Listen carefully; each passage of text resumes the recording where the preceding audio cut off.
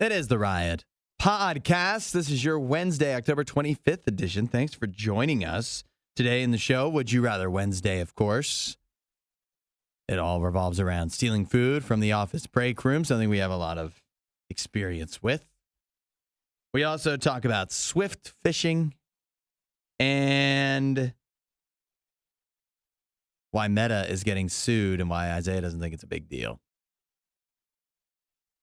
We also talk about a girl who's upset with her 9-to-5 job, wondering how anyone has time for anything. Did we give some tips on that? It's a good show. Probably our best show today, if I had to guess. Probably the best one, yeah. Yeah. So enjoy. We'll catch you next time. See you guys. You won't hear a show like this anywhere else. And that's probably for the best. The worst of the Riot. Radio U.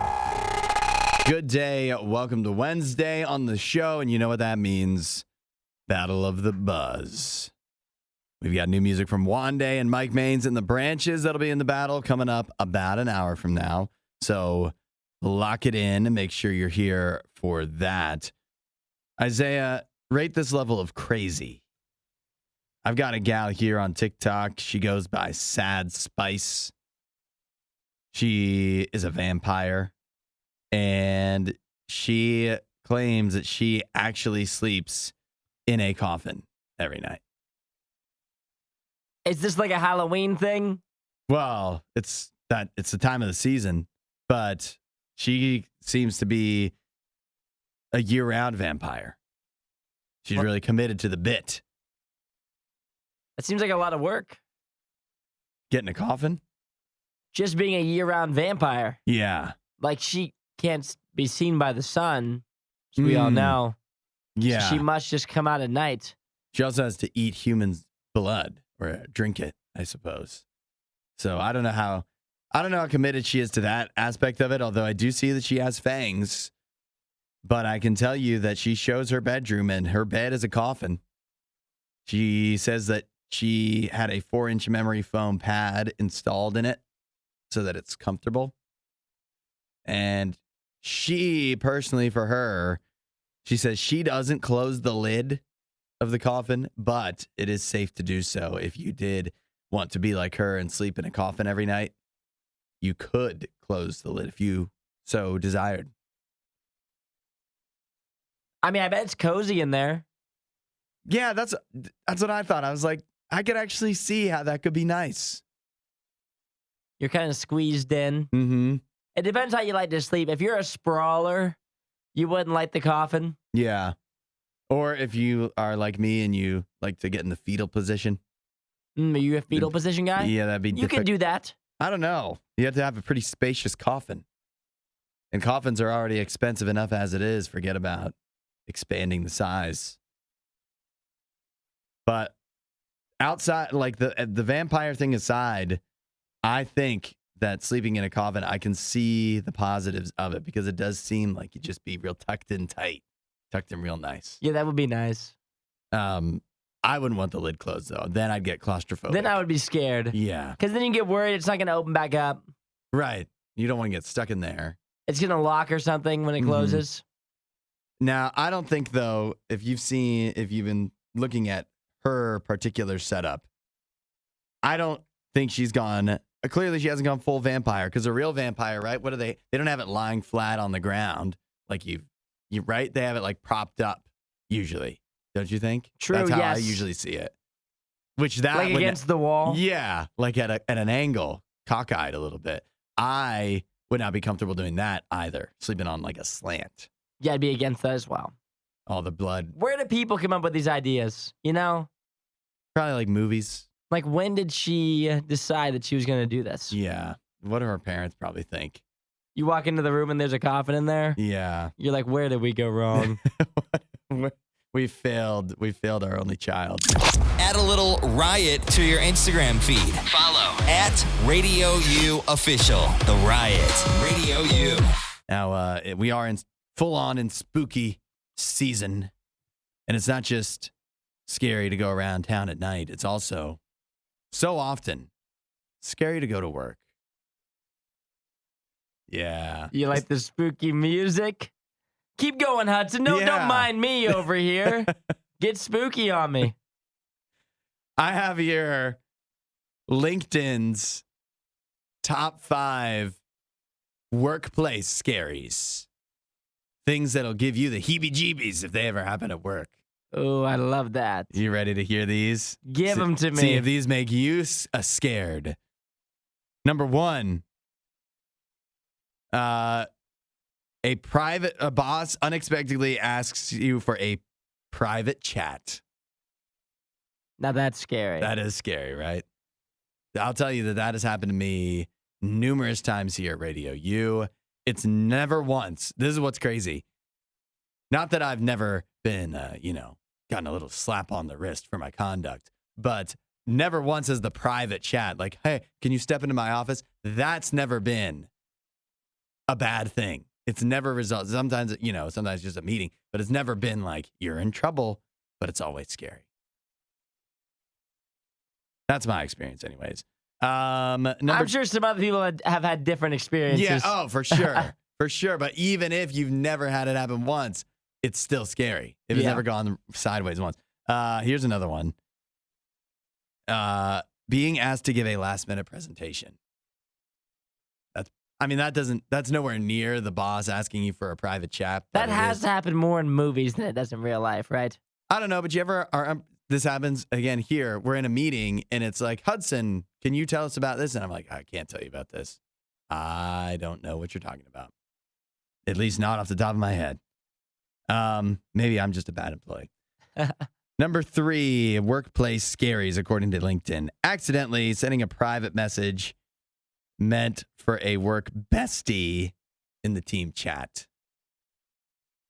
That can result in some bad That could be trouble. PR there for you. The way your heart jumps if that happens. For me, here's what's I talk to my wife in the same like chat platform that I talk to, like if I have to message you or Tyler or, whoever. And so I do constantly worry that I'm accidentally going to send something to her or to one of you guys that was meant for her. And even if it was something as simply as, good morning, babe, how you doing? Or something, like just something you would say to your romantic partner and not to your coworker. And then you accidentally send it to Sydney. Yeah, right. Yeah, that would be very uncomfortable. Yet, it would make me happier, still, actually, I think. That has also never happened. Number 4, right? Taking on work that isn't part of your role. Who hasn't had that happen? If you haven't, that must mean you're not a good employee. That must mean that you are in a good job. Yeah, or that you can't even be trusted with your normal role. Yeah. So they don't want to give you anything extra. You're a bad worker. Yeah. Or you have a really good boss. Yeah. Or you work for a really good company. A wide array of outcomes there. And then finally, the number 5, workplace scary. Making an error at work and having to own up to it. Don't own up to it. Deny, plausible deniability. What I would do is blame it on the system for as long as you can. Yep. It glitched, I think. Must have been this darn computer. Yeah. I've been trying to get a new one, but you know how it is. See, I was pressing the space bar. Nothing was happening. Disinformation, mispronunciations, bad impressions. That's Hudson. This is The Riot on Radio U. I heard Big Country, Tyler, comes on after us, talking about this yesterday on TikTok. This gal, her name is Brielle, a recent college graduate who's gone a little viral on TikTok because she just got her first real life 9-to-5 job where she has to go into the office. And so the TikTok, if you haven't seen it, I would play it, except she curses a fair amount. She is literally crying about how now that she has a 9-to-5 job, she has no time for anything else in life. And she actually lays out a pretty good case. She's just kind of asking rhetorically a bunch of questions like, how do you have time to have friends? How do I have time to meet a guy? How do I have time to do anything? I don't have energy or time for any of these things anymore now that I have a 9-to-5 job. What's your response, Isaiah? How do we do it? I would say It's all about just, prioritizing important things. Mm-hmm. You really live up the weekends when you have a 9-to-5 job.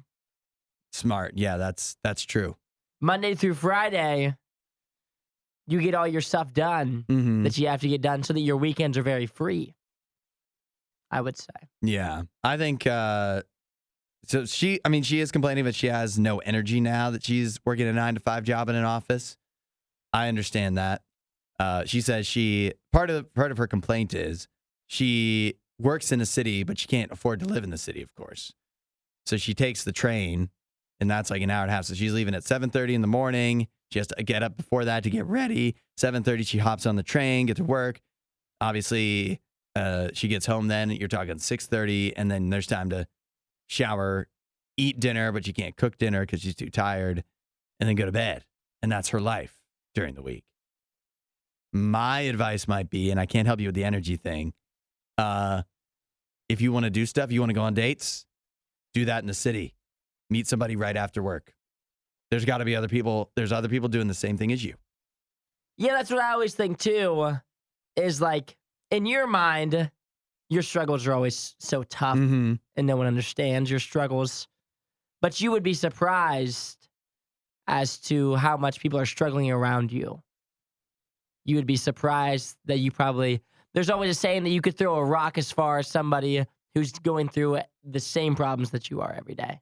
And so you might think it's just you, where it's always a lot more people than you realize. Yeah. I mean, a lot of people, pretty much everybody is working that 9-to-5. Look around your office. There's probably other people they're working the same job as you, same hours.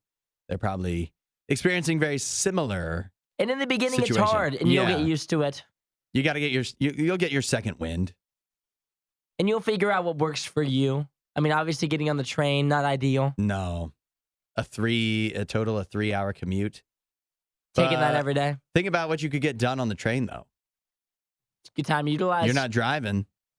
Podcasts, reading, listening to the Riot on at that time. That would be a good way to spend it. Probably the best use of your time, I would have to say. How about this? Based off of this, what was your realization when you realized you're an adult now? Because I think this is it for her. It has to be. Yeah, I think right when you get that first job is really when you realize that your time to change. You probably go to bed earlier. Mm-hmm. That way you're not so tired when you're working. Yep, that's right. If you're leaving on the train at 7:30, you have to have an early bedtime probably. And that'd be a big realization. And there's days that you just feel like you don't do anything fun, and that's just how it goes. That's a lot of days as an adult. Yeah, it is. You'd expect living alone. You got your own money. Do whatever you want. You can do whatever you want. And there's a lot of days where you go to the grocery store and you make dinner and you go to bed. Yep. And you're just tired. And then on the weekends, guess what? You can live it up. But if you don't live up your weekends and you don't make plans, it can be a drag, man. It can be a drag. We're not sure who behaves worse, the Riot or their dogs. I don't even know how to behave like a real human being. The Riot, RadioU. Do you feel this holiday season as you start to prepare? Maybe you're making a Christmas list for yourself. Maybe you're starting to think of what you're going to get for others. You feel like you're going to spend more or less on the holidays this year than in recent years past? That's a good question. See, I feel like you come in, wanting to spend a lot of money. Mm-hmm. And like a couple months out, you're like, you know what, this year, maybe I go big. Yeah. And then the closer you get to Christmas, you decide, do I want to spend that much money? And you start to lean farther away from the big gift giver. Like in August, you want to be the man. You're like, you know what, I want to be that guy for Christmas. If you're planning that far ahead anyways. I want to be him this year. Yeah. This is my year. And then by December, November, you're like, maybe they would appreciate me if I didn't get them something big. Maybe they would still care about me if I got them maybe something less. You know what? I think what you're saying is true, but I think there's a reason behind it. I think the earlier you buy presents for people for Christmas, the more you're able to space it out. Mm-hmm. But if you're leaving it for the last couple of weeks before Christmas, then it's like you're getting this one big bill all at once, and it feels more impactful. So you feel like you want to spend less because you're getting everything at once. So I think there's a reason for that. And I think that would happen every year. Yeah, like they talk about girl math and boy math. Mm-hmm. If you buy a Christmas gift in July, Yeah, it was free. that's right. By the time Christmas rolls around, free. You don't even remember how much you spent on it. Buy That's 'em Christmas anything. math. Yeah, exactly. That's what I'm thinking. What about on yourself? What do you think? And I don't mean your Christmas list, but a big part of the holidays for retailers is people spending on themselves as well, whether it's decorations, food, things for the home, things to make just to feel festive. You think you'll spend more on yourself this year? I have some decorations from last year. Uh-huh. So I'll whip out, I have these little Christmas trees Mm-hmm. that I'll put up all around the house. So I already have a step up from last year. And so now I'm ready to take it to the next level. I'll probably get some Christmas candles. Ooh. I'll also get my dog Oh, Jim. the retailers are licking their chops right now. Yeah, I know, right? Some Isaiah's Christmas gonna buy candles. Christmas Because right now candles. I have Halloween candles going, and those are awesome. Yeah. And so I'll probably get some Christmas candles. I'll have like 1 or 2 little Christmassy things in the house Mm-hmm. that I'll have to buy. And then I'll get my dog Jim a Christmas collar. Right now he has on his Thanksgiving fall collar that I will be saving for next year. And so Yeah. next year I'll be Yeah, all collared reusable. up. Yeah. You'll be prepared. I'll tell you that apparently, according to the 2023 Deloitte Holiday Retail Survey, they believe that this year will be the first year since the pandemic that people are going to spend more than they did leading into the pandemic. People are expected to, on average, see if this sounds high or low to you, on holiday-related purchases, people are expected to spend $1,652 on average. That's very specific, first of all. That's how much they're supposed to spend on the Christmas season? Everything all added together. Presents for everybody, decorations, whatever they're going to spend, hosting get-togethers, all that rolled in. $1,600 per person. That sounds about right. And that's higher than going back to 2019. It was about $1,500. So a big increase, and it's 14% more than people were expected to spend last year. And Yeah, it's a lot of money. It's surprising because, of course, inflation and student loan payments coming back into the fold. And yet, people still expected to get back out there. They're saying this is not what they're expected. This is what people are saying. Saying, I'm going to spend more money this year. It's still early. Wait till December. Yeah. People are going to crumble at the knees in December. Well, maybe I'll just have one Christmas party. Maybe I'll just have one flavor of cookie at the party. 2 seems like a lot.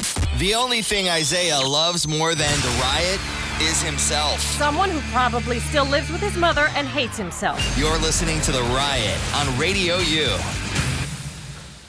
Would you rather have everyone at your office think you're stealing their food from the break room, even though I guess you're not? Or would you rather have your food stolen by other people from the office all the time?